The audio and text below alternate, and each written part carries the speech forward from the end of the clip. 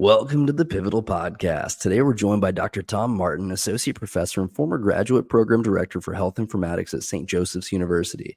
With experience in both academic and industry settings, Tom has contributed to advancing both healthcare technology and education. In this episode, we'll dive into Tom's career journey, his current projects, and his vision for the future of health informatics. Dr. Martin, thank you so much for joining me today. Thanks so much for having me, Ben. It's great to be here, and always a great opportunity to share career pathways with potential students. Yeah, absolutely. And to that point, like anybody at all who's interested in making a transition into informatics, right? Correct. So tell me about the work you're doing now. So right now I'm an associate professor with St. Joseph's University. We'll get into my career pathway a little bit. I'm a teacher. I teach 3 courses in the fall, 3 courses in the spring. I know we're going to talk a little bit about work-life balance. I have the option to teach in the summer as well, but really fortunate to be in a classroom helping individuals more often than not with career paths, right? It's a key component of what we do as teachers and advisors, is to not just sit in a classroom or do research, but really try to have conversations with our students around, kind of putting those next steps or getting those stepping stones in order along the way. So it's just, I'm really fortunate to be in a classroom and enjoying what I'm doing so much right now, which is teaching research and to a certain extent, helping students think about their careers and their career pathways. That's awesome. So you're teaching research, right? So what kind of, I don't know, like what does that look like? I mean, somebody that's outside of academia. Yeah, right. I mean, I think sometimes educators, we get a bad rap, right? Or people maybe go back to their college experience. I remember some of my college experiences that were quite negative, right? And I always try to say I don't want to be that professor that I hated, right, back when I was going through school. And I'm not saying I never had, I've always succeeded at that, or I've never failed at that. But I think for a lot of people outside looking in, understanding academia can be a bit of a challenge. And so on the research side of things, we're still very much publish or perish. It's peer-reviewed academic journals. I think in this day and age, what is sort of reasonable knowledge is an important question at times. And I think academia is one of those areas where hopefully, right, we still have this location of, or this ability to find information that's trustworthy in the world today. Right? And so I think on the research side of things, understanding academia, we're really trying to, present information that is unbiased, right? That hopefully, as we sort of gone through our methods and our approaches, right, we're able to present information that's unbiased and allows people to engage in decision making at the end of the day. Yeah, that's awesome. And especially like with the advent of AI and figuring out and fake news and all this stuff that can be faked now, it's like, how do you discern what's real and then use it to make decisions? Because that first part is really critical, right? Like you don't want to be making decisions with bad data or bad information. So what do you love about the work that you're doing? What I honestly, I love hearing from students. I've been doing this for quite some time now, full time. I've been teaching full time since 2016. So I'm getting close to a decade in. I was adjuncting a little bit before that. But I always enjoy when a student emails me 5, 6, 7 years later. Like I've just heard from some students, that I had 6 or 7 years ago, or I see them, or they pop into my LinkedIn feed. I post something, they respond to that. That's definitely one of the things that puts gas in the tank for me, is hearing from students 5, 6, 7 years later on, hey, you said this thing in class and it really stuck with me. Or, some of the assignments that we did in your class, I have to do that in the real world now. So all of that positive energy, right? We as educators really feed on that. In the classroom, right? Those students that ask questions, that really kind of lean into the material, versus people that are like, oh, I got to write another paper. Papers are dumb, right? That stuff really puts gas in the gas tank when you're an instructor. Yeah, that's funny that you say that because I remember as you're talking about that, maybe a year or so after I graduated, I emailed two of my professors that were two of my favorite professors, Well, and just kind of updating them on like where I was and what I was doing, and definitely didn't hear back from either of them. And so I'm like, maybe it put some gas in the tank, maybe it went to spam, maybe I don't know, but and it might have gone to spam. I get yeah, so many emails that go to spam, and I try to let people know, hey, this ended up in the spam folder. So yeah, it might have been blocked. Universities tend to be pretty productive at times with their email addresses and blacklisting stuff. So true, true for sure. What do you wish were different about what you're doing right now? yeah, I mean, Costa. I often say this a lot in meetings, in that healthcare and education both have similar challenges, right? What is too costly? What is a good outcome, right? Healthcare, education, we're facing the exact same challenges, right? Which is costs are too high, and a lot of people are starting to question the outcomes, not just on the education side of things, right? But did I receive good, high quality care at the end of the day in the U.S. healthcare system?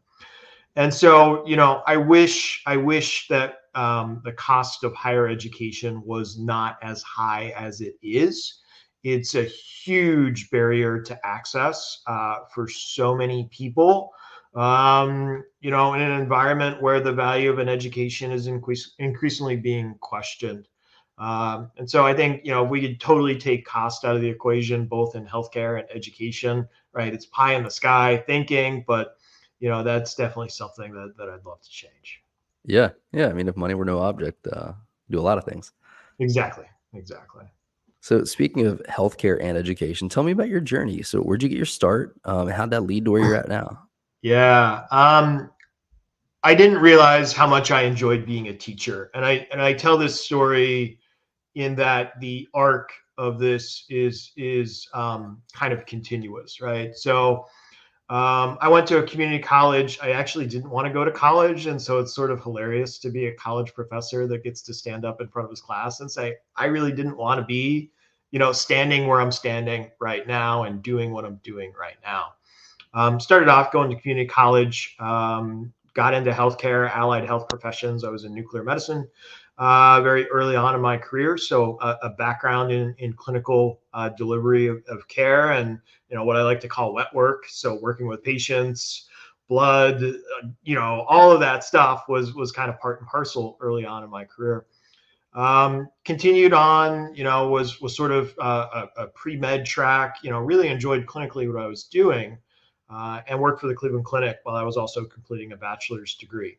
Cleveland Clinic was a big feeder to Siemens Medical, which is a large Fortune 500 company.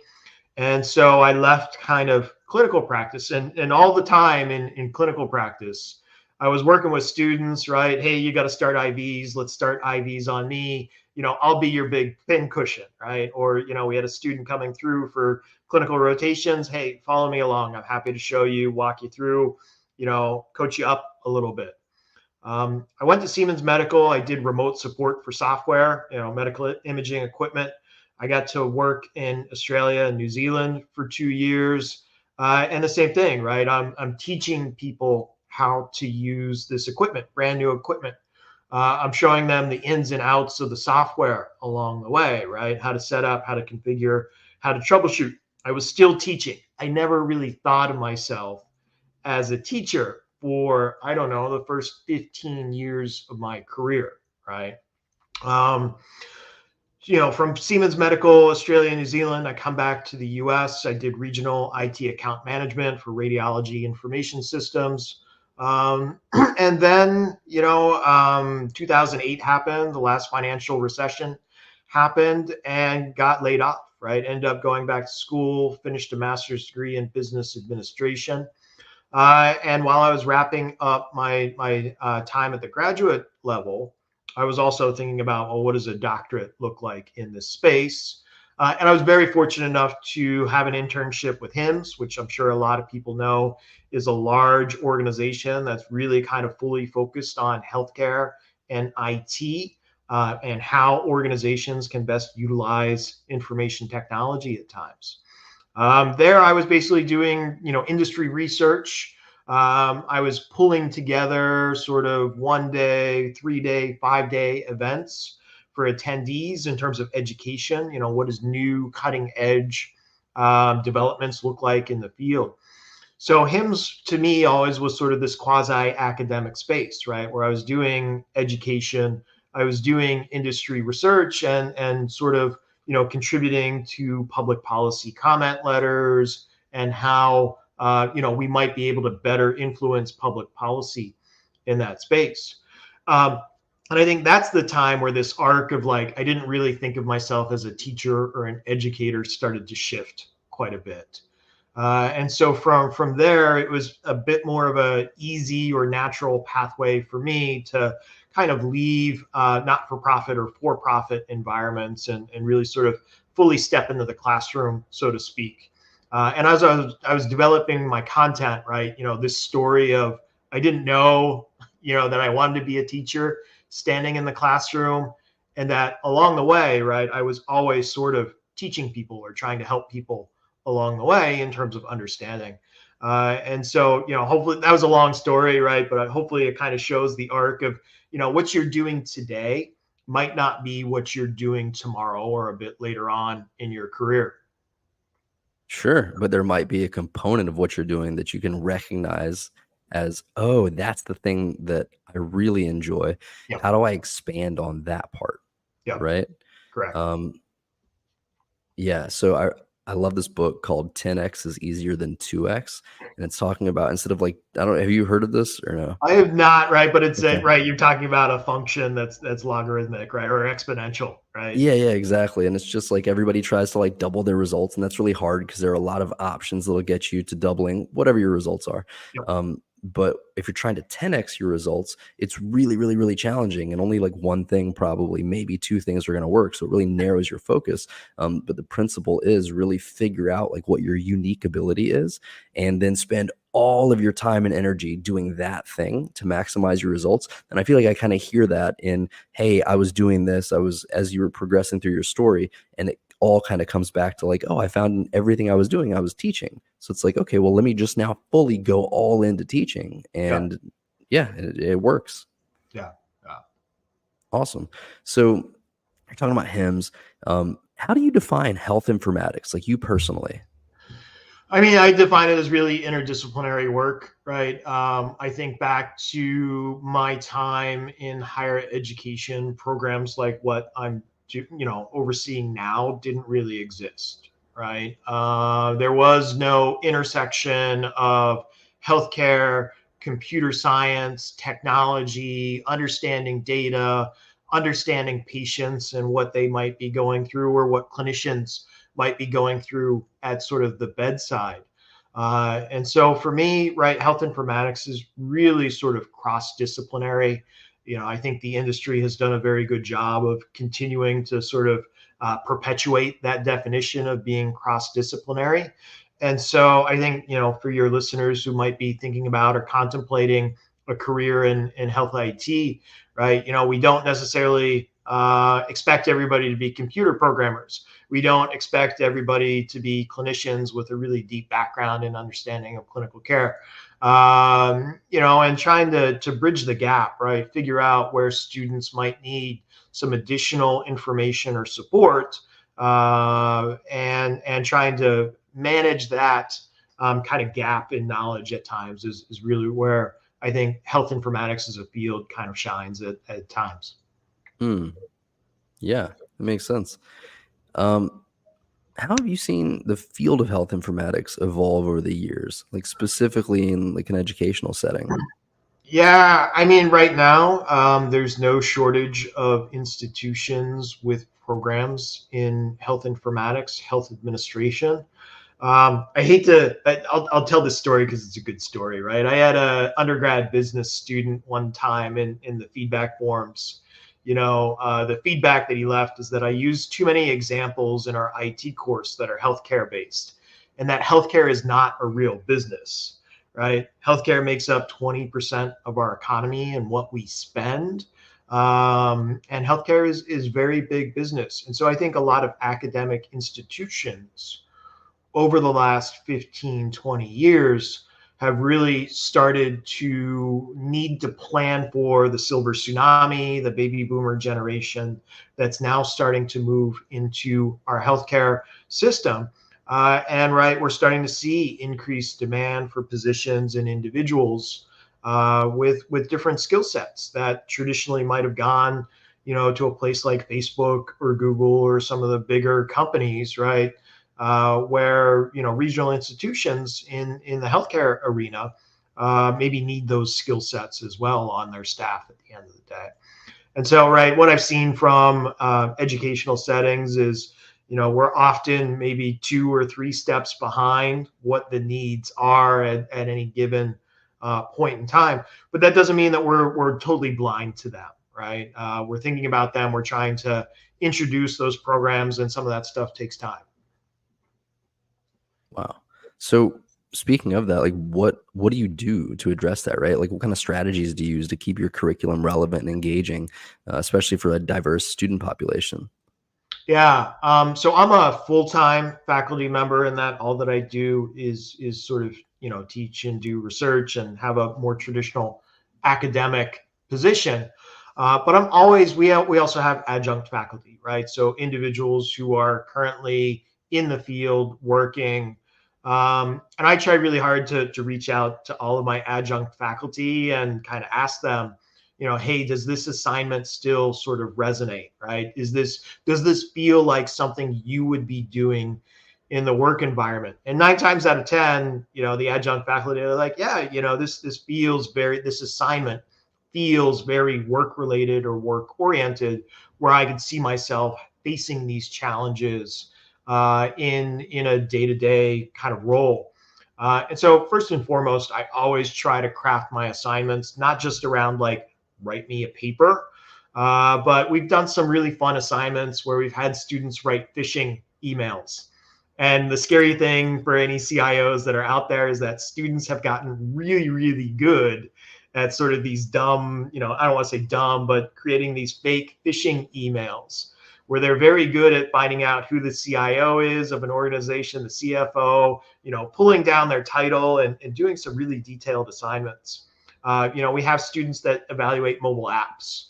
And so we take some industry guidelines and we say, well, now I'll take these industry guidelines and evaluate something like a Strava or any of the other mobile health applications that you might be using. And so, right, how do I keep things engaging? I try to make it as work related as possible. And that I think historically has really resonated with my students, where it's not just, hey, write me a nice paper, but it's, I could see myself doing this in a job environment, or I might be able to take portions of this assignment and go into a job setting and say, hey, listen, here's something that I did as sort of an assignment or activity that kind of fits the question that an interviewer might be asking at the end of the day.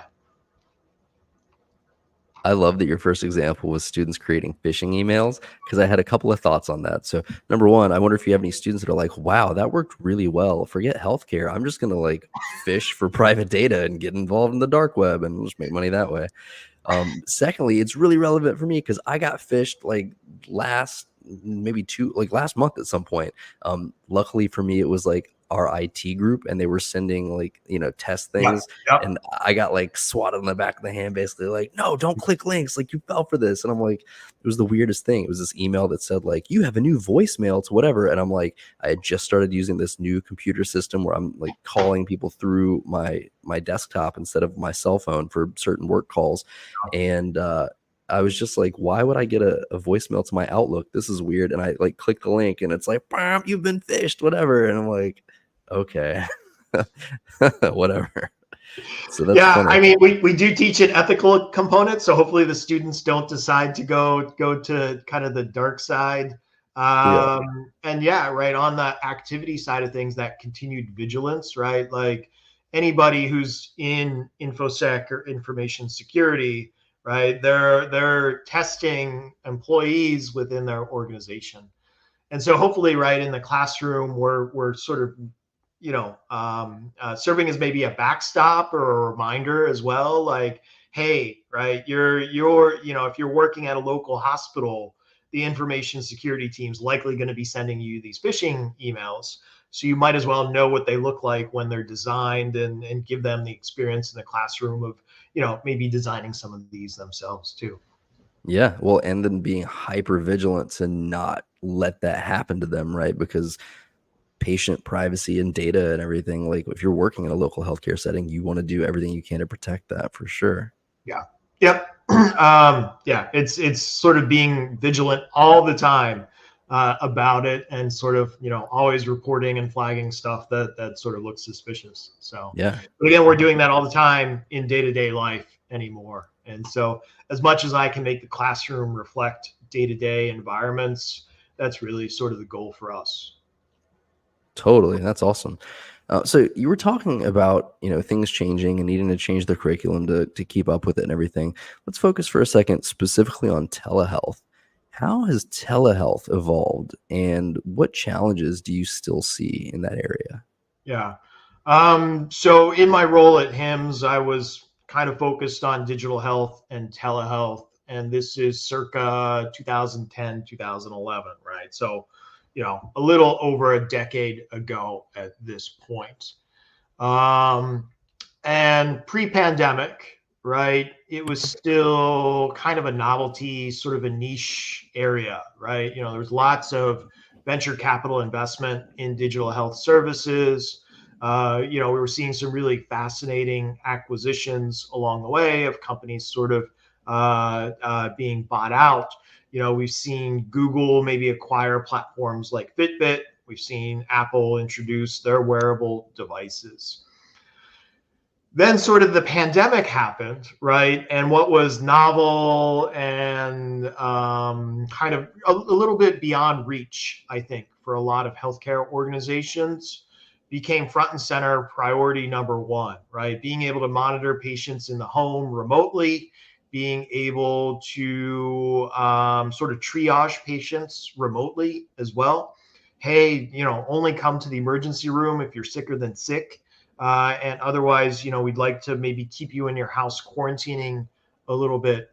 And so just the huge pendulum swing that happened during the pandemic around telehealth was fascinating to see unfold, right? We went from it's novel, we're only going to use it for people in places like Alaska or Hawaii. Otherwise, you're getting in your car and you're coming and staring at me, right? We all sort of had access to remote healthcare services overnight. And what's happened sort of post pandemic, right, is that pendulum has swung back, right? We're sort of pulling back the access in a lot of areas. I think it's fascinating to see telehealth, maybe Ozempic and Weight Watchers, and sort of the confluence of health and wellness, traditional consumer platforms like Weight Watchers moving into the healthcare arena. Amazon as well, right? In terms of the inroads they've been trying to make around, not just Amazon Prime where you can get whatever shows up your door at 4 o'clock, but making sure you get access to your medications, all of that stuff has been kind of fascinating. And to a certain extent, we've been kind of predicting this and trying to tout that shift over time. Hmm. It's so interesting to hear that it's swinging back. I mean, I guess it makes sense that it would swing back, like as things opened up where you could go in person. Um, okay, I'm Well, interested I to. mean, I'll give you an example here, right? One of the worst commercials that I had to endure during the pandemic was the CEO of, the local Blue Cross Blue Shield health insurance provider saying, schedule a telehealth, interaction with your healthcare provider. Meanwhile, right before the pandemic, after the pandemic, there's so many walls and barriers that get put up to individuals even being able to get access to telehealth services. It varies widely state by state in terms of who can have interactions with telehealth providers. And during the pandemic, right, every governor was signing orders that really loosened the restrictions on patients gaining access to telehealth services.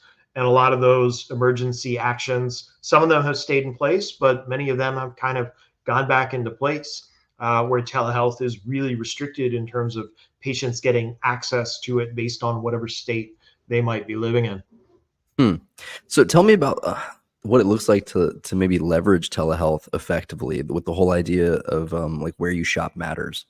Yeah, I think I give this example from time to time in class where I show the picture of the parking lot and the curbside pickup, right? Pre-pandemic, you still had to go into the grocery store, pick your groceries off the shelf, right? You think about services like Instacart, really niche and novel pre-pandemic, right? You know, getting somebody to deliver your groceries to your doorstep, people weren't doing that during the pandemic. The pandemic happened, right? All of a sudden, curbside pickup is, a huge thing, right? Target worrying about, whether or not they're going to make revenue. Well, we'll just bring stuff out to your car and we'll gently place it in the back and we'll hit the button and then we'll scurry away, right? Um, what's happened, right, or the telehealth equivalent, right, is that we've kept a lot of that, some of that infrastructure in place, right?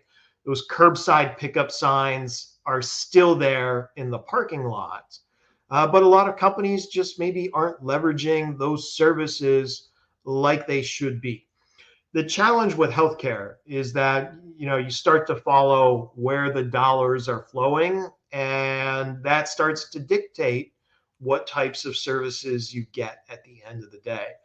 And so while there's no kind of real curbside parking spot at your healthcare provider, right, there's still this virtual opportunity that we have with telehealth services that are maybe a bit underleveraged. I think where we've started to see the biggest inroads is with organizations that are considering what we call a hospital at home movement, where you can obviously keep patients that are sicker in the hospital overnight. But a patient that maybe needs really light monitoring, maybe only needs one or two more things, hospitals can discharge them home and continue to keep a close eye on them using some of these remote services at times. So there's a couple of, I think, really specialty areas or hyper-focused areas where some of the things that we adopted during the pandemic, namely telehealth video consults, as well as sort of remote monitoring. There was a point in time in the pandemic where you couldn't get a pulse oximeter, right, on the shelves at Walgreens or CVS. Where we really sort of built a certain set of or segment of the population, we maybe tailored some of these interventions towards as it relates to telehealth and remote patient access and monitoring patients remotely. Hmm. Yeah, I just feel like it makes so much sense for so many of the things that we can do.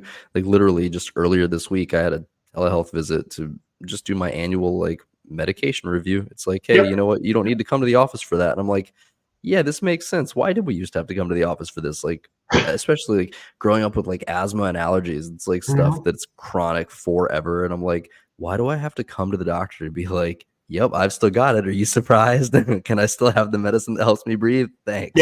exactly. Yeah, and off you go It's on your way. Yeah. yeah, exactly. So at least now it's like a phone call or a video chat or something like Yeah. that. So it's Yeah. like less of an inconvenience. Um, cool. So thinking thinking about like your work with like hymns and Sprint, how has that influenced like your industry work? How has that influenced your approach to teaching and research? I mean, a couple of things. I always have. I tend to have a lot of students come up to me that are maybe in respiratory therapy, allied, what historically was kind of an allied health field, and come up and sort of talk to me about my career progression. And I think that's something that's really empowering for a lot of those students who are in healthcare right now, to see somebody who's kind of traveled this arc. And so I try to bring as much of that industry experience as I can into the classroom, right? It influences the types of assignments I give. The phishing email is sort of a good one. We do a lot with simulated electronic health records where individuals are maybe looking at a patient record and thinking about how they might be able to guide their industry around value-based or outcomes-based payments based on the information they might be seeing in that record. And so that background, and I hate to say this, but at certain times in conversations with HIMSS, I was the only person in a room with clinical experience. And so just being able to say, hey, listen, right, I'm able to bring a lot of different perspectives to this classroom, right? I can bring a clinical perspective to the classroom. I can bring a for-profit industry focused perspective to the classroom. I can bring a not-for-profit and public policy focused perspective to the classroom, right? I've been able to sort of move through different areas within my career that allow me to bring those different things into the classroom. And students, hopefully, I think, benefit from those different times in my career where I can say, hey, listen, this is actually how things maybe happen in the real world, or this is a really good example of what we're maybe faced with on a day-to-day basis. So I want to ask a really selfish question right now, and I Sure. think Yeah. that it's I'll own it. I'll be like, okay, it is selfish because of what I'm looking at right now. But I think that this will apply to people listening who go to like HIMSS conferences or just different conferences and events and things. But so you mentioned earlier about like events, right? And it's interesting because you also talked about Blue Cross Blue Shield. This evening, I'm going to be going to an event where someone from Blue Cross Blue Shield is talking about what they're doing, working towards innovation here in South Carolina, where I live. And so there's going to be, discussions on, what they're doing on innovation, and then opportunities to like network with other people who are Yep. in sort of like the health and tech and innovation space, right? When somebody's looking at going to one of these events, what can we do to like maximize what we get out of it in terms of, I mean, sure, like learning content is great. But I think that like, connecting with people in person is probably like a really good opportunity as well. But do you have like perspective on that from being involved in, the event space with HIMSS? Yeah, right. So I think first and foremost, I'll maybe say go with a buddy, right? I was a Boy Scout, right? And like the second or third golden rule in Boy Scouts is go with, if you're gonna go somewhere, go with someone else. Mm. And so that's maybe a really funny example of everybody should have a conference buddy, right? Wow, what tell me more about that though, why? Like, it feels like, man, I'm pretty sure I'm going by myself tonight, and so, like, I'm thinking, "Okay, who can I take with me?" I mean, normally, I would take my wife because she's just phenomenal just in general, but, Yeah. like, at events and people just, like, love her, you know? Like, people like me, but, like, they just love Yeah. her, right? So, Yeah. that's awesome, but I'm like, "Okay, she's not available, she's got this other, like, church event going on, so can't do that." So I'm like, "Okay, but why?" Like, intuitively, it feels good, but why is it so good to have somebody there with you? Um, okay. So why is it good to have somebody there for you? First and foremost, that person's going to have other connections, right? And so it, it's tough to teach students how to network, right? And I would say, I hate to venture a guess, 60% of our students are absolutely terrible at networking. It might be a higher number too. Like it might be 70 or 80%. And I've never asked the Wow. question in class, but I'm sure if I asked it, 80% of my students would say, yeah, I'm terrible at networking. So, right, why does a conference buddy help? Right? Conference buddy helps you because they have additional, connections, right? So if you're already going with somebody right, go with someone go with a friend, right? It just helps to expand your network in ways you couldn't plan coming into an event like that. And so, if you're, and I think on the flip side, right, don't spend too much time with your conference buddy, right? Use that opportunity. And I'm thinking, like, there's so many people running through my mind at this moment that I wish I could kind of just tick off the list of people that are going through my mind. And I'm sure I might find it in LinkedIn comments, when we get this up and out there, right? But take some time, step back, find somebody else at some of these events. And so I think, golden rule of attending conferences, go with a conference buddy because that's going to help network. And the education is great. Show floors are great. It's that networking in the background that really kind of serves as sort of the backbone of why you're there at the end of the day. Hmm. So as I'm listening to that, and you're like, oh, well, they have a network. They can connect you with people. You can, kind of help each other. Maybe my wife or like a good friend, somebody that just like happens to be around, probably not a great choice actually for that, right? Because Correct. maybe I'm more comfortable like going into a conversation with people I don't know, meeting people. Like maybe it's easier that way. As long as, like you said, you don't just focus your time on like, oh, I don't want to go talk to somebody else. I'm just going to talk to the person I'm here with. Yeah. But I know that in my office building here is the person that's like putting on this event tonight. And I could like I've not ever actually met this person, but I know where their office is, so I could just drop by and introduce myself during the day today. And I'm like, okay, that might be maybe worthwhile, right? Because like Yeah. later they could say, hey, you know what? I met Ben earlier and he seems like a reasonable human being here. Let me connect you with, so Yep. and so. And at least there's like Exactly. one sort of now more familiar face there. Yep. Yeah. No, I think that's spot on. I would say some of the chapters, some of the regional events do a better job with like bring a friend. And so I think for people that are trying to figure out, what to get out of a conference or a networking experience, that whole bring a friend is really like code word for we'd like to network with you. Bring that buddy with you, right? That person Yeah. who might know someone else, and helps foster that sense of community and those connections, which I think is really important to kind of grow post pandemic. It's probably another topic for another discussion, but I do worry about junior employees kind of getting that opportunity to get out, kind of go do network on sort of a company dime or company dollar, but yeah, take a buddy with you. It's the best advice I can give. Yeah, I love it. That's awesome. Speaking of advice, what advice would you give to professionals that are looking to transition from industry roles to academia or vice versa? This is I had one of these conversations over the summer, right? So I presented at kind of a local regional event. Um, that individual sent me an email like a day later. And to their credit, they sent me an email that was like in big caps, I am not asking for a job, right? But the questions that they were asking me like why I've submitted to be a faculty member at a lot of different places and I just haven't heard back, right? The problem with ghosting in this day and age, right? Um, and I said, okay, well, send me your materials. I did exactly what I would do with one of my students with a seasoned executive who had 20 years experience in the field, right? I hate to say I treated them the same way, but I said, send me your materials.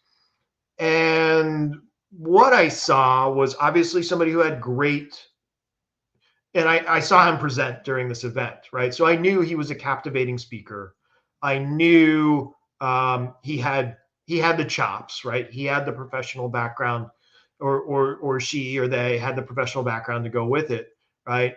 But their cover letter was absolutely terrible, right? Nice. And so even with somebody who has 20 years experience, we went back to resume writing, job application 101, where yeah, great experience, but your cover letter says I've got great experience. It was like 3 or 4 sentences long, and literally that's what it was. I have great experience. Please hire me. And I sort of said, hey, listen, you need to think about your teaching philosophy, right? You need to think about how you present what you're going to present to students in your cover letter. Um, and we had a whole bunch of conversations after that. We had like 2 or 3 follow-up conversations. And the second thing that I sort of had to point him out, I think it's important for people considering jobs in academia, maybe towards the end of their career, right? Is that higher education right now is facing what we're calling the student cliff. We have the fewest number of high school students right now right? The baby boomers have all moved through the higher education system. They've moved through the workforce. We now have the smallest number of students that are going to be entering college next year, right? Wow. Yeah. Huge. I mean, sets up a whole conversation for like, what does the next 15 or 20 years look like in terms of workforce development? And I don't see it enough by healthcare organizations talking about the student cliff that's going to impact the workforce 15 years from now or 10 years from now. And so that puts a lot of downward pressure on educational organizations. So what I do tell people that are thinking about jobs in higher education is that we've got fewer and fewer students coming through the doors, not just because people think higher education is not worth it at the end of the day, but the total population has gotten smaller. And so I try to make those professionals know, right? Hey, it's not an era anymore of money falls from the trees in institutions of higher education. We've got the same challenges that healthcare does. What's a good outcome? What's a reasonable cost at the end of the day? And so, I try to let them know those two things, right? Have a really good cover letter. Think about your teaching philosophy. Also understand the pressures that are inherent in higher education right now, because that has a huge impact. I see 2 or 3 out of 10 faculty members who come from a professional work environment, right? Really sort of flame out the moment they transition to teaching, right? They think it's going to be easy. They think, all they have to do is show up and lecture and be charismatic. And that's like a tenth of getting the job done is showing up, being charismatic. There's a whole bunch that goes into advising. There's a whole bunch that goes into sort of course planning and course development and getting prepared to walk into a classroom that I think a lot of people making that transition I've seen really struggle with. And it's tough to see people kind of flame out in big grand fashion at times, but it happens. And I think making that transition, that's something that educational organizations are going to be looking at, right? How are you going to be able to make that transition from, being a corporate executive where, all you had to do was dictate to someone else further down the line what the job needed to be, to not having anybody around you to support you, or limited amount of support, because when you do walk into the classroom, it's you and only you. And, you've got to be responsible for the product you bring at the end of the day, I guess. Yeah, it sounds similar to a lot of things. It's like the challenge is in all that work that goes in that you don't see, all that prep. Uh, yeah, that's challenging for sure. Um, so thinking about what you're working on right now, what are some of the projects or research areas that you're currently focused on at St. Joseph's University? Yeah, right now we're kind of growing our undergraduate footprint in and around health administration and health informatics. The undergraduate student population is kind of a fascinating one because, right, they've never really sort of entered into a professional work environment. They might have had jobs along the way, but they haven't necessarily stepped into a professional environment. And so getting those students acclimated to a really complex sector like healthcare can feel a little bit daunting at times. And again, we've got a limited amount of kind of material or courses that we can move these students through. Maybe going back real quick to the last one, right? There's always somebody who wants to propose a new course, not realizing that for every new course we bring in, we've got to give something up. So it becomes this really difficult or challenge of like, what do we give up to get what we want in the future? And so that's kind of a continuous challenge at times. Some other things that I've been working on. I just published a paper, or published with some colleagues, a paper where we used artificial intelligence to look at our course syllabi to understand where we might be replicating material or not covering material enough. And so it was really fascinating to sort of run our course syllabi across an entire program through artificial intelligence to sort of do the content or the word analysis to look at, what are we heavy on, what are we light on, what do we need to do more of, what do we need to do less of in higher education. So that was a fun recent project that touches on the bingo buzzword of AI that, I bought a toothbrush the other day that was labeled as AI enabled, and I'm looking at it going, this is an electric toothbrush. It's not AI enabled, but story for a Wow. different day. Yeah, that's crazy. Um, did you, when you were setting up that project, did you like give it a goal? Say like, this is the outcome. This is our target outcome for this program. So now are we achieving that, or where are we heavy? Where are we light? Yeah, I mean, higher education, we're always focused. The ones that are accredited, fully accredited, tend to be very focused on quality improvement, right? So we're always looking at student learning outcomes and saying, how do we change our course content? And so applying artificial intelligence and language processing just in terms of the content of our course syllabi was one, a commitment to that continuing improvement of what we deliver in the classrooms. But two, I think a really useful way to deploy artificial intelligence in a way that we could mine, course syllabi across, 10, 15, 20 different courses in a program at both the grad and undergrad level and try to pull away some findings or improvements from that at the end of the day. You know, what would be really interesting, I think to me, I don't know if it would be interesting to you or not, but the idea of doing that same thing, but doing it across schools, like in the entire US, if you could get that information, find where the gap is, and then go say, hey, our school is going to, when we're developing like our next courses or whatever, like we're going to stand in this gap. And then you become known for, hey, okay, if you need this facet of, health informatics education, St. Joseph's is the school you go to for that. Like if that's what you want to specialize in or whatever it is, do you know what I mean? So Yeah. then it's like a very clear like demonstration of value for the higher education. Like students know what they're getting out of it. Not that you guys don't already do that, but it just seems like an interesting opportunity. No, I mean, course catalogs are pretty widely published in terms of what academic organizations are offering up in terms of courses. And yeah, I mean, you could certainly deploy AI in a way that looks at, across all programs, what's most common, what's least common, and sort of go from there in terms of decision making. Super interesting. How do you see, okay, so you talk about like AI, but how do you see telehealth and health informatics shaping the future of maybe educational delivery and healthcare delivery both? Yeah, I mean, right in the classroom, we try really hard to get our students into video environments. Pre-pandemic, it was fascinating to be a teacher and in a virtual classroom pre-pandemic versus post-pandemic. Pre-pandemic, it was really tough to maybe get people to turn on their videos. Post-pandemic, at certain levels, graduate level, doctoral level, right? I walk into a virtual classroom and everybody has their camera turned on, right?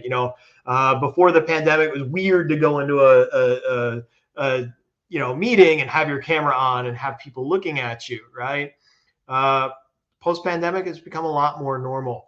You So know I why think, I think that is? I don't think it's just the frequency of how often we do it. I think it's the capability of blurring your background because nobody's worried about like, oh, I've got the dirty laundry over there and whatever. yeah, And it's like, oh, just blur that. Okay, fine, whatever. exactly. Yeah. And that's one thing that's definitely helped, maybe students or people that, don't feel comfortable with the environment that they're in, or you see the blurry, right? Then all of a sudden the cat like steps out and starts walking across, right? Um, anyway, I think just some of those things that we can bring into the classroom that, hey, this is what it feels like to be in those scenarios and in those situations can help students navigate platforms like telehealth and virtual visits a bit more. You know, it's I make this analogy from time to time, right? It's easy for the chemistry teacher to like, give you basic elements and say, here's this chemical reaction that you have to do. It's very difficult for me as somebody teaching healthcare to fully replicate an environment. But I do try in the classroom to replicate the environments that I can replicate. So we use simulated electronic health records where students can go in and sort of edit the record or write a series of questions to get a data set out of a database at the end of the day. And so I think that practical applied, as much as we can replicate it, the phishing email, good example there too, right?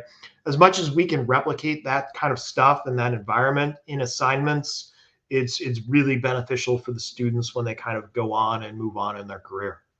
That's awesome. And so since you mentioned EHR, what do you think about the importance of certifications, like say like Epic certifications or something like that?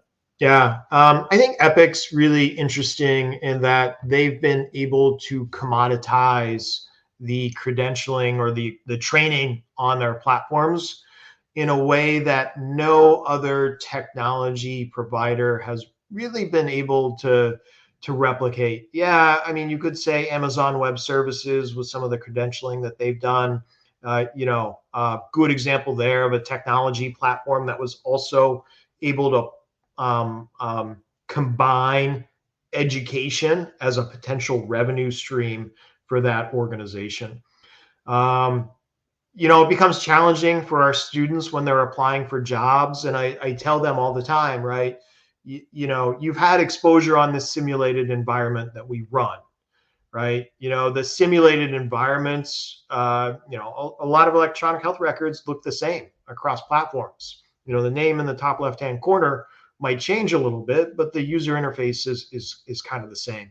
And so I try to let our students know, hey, even though you might not be Epic credentialed, you have had some of these experiences where once you get in a door and an organization is willing to send you off to Wisconsin or get you credentialed there, it can become beneficial.